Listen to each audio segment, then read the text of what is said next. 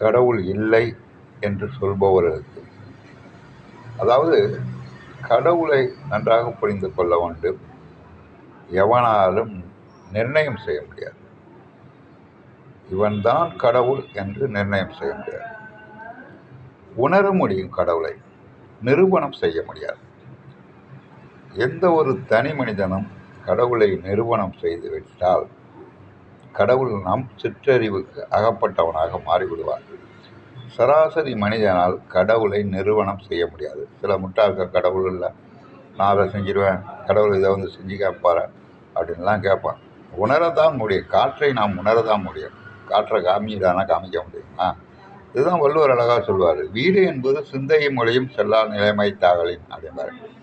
கடவுளுங்கிறது உன்னுடைய சிந்தையாலேயோ அறிவாலேயோ சொல்ல முடியாதுடா அப்படியே 2000 வருஷத்துக்கு முன்னாடியே வள்ளுவரே சொல்லிட்டாரு. அப்புறம் கடவுள் இங்கே இருக்கிற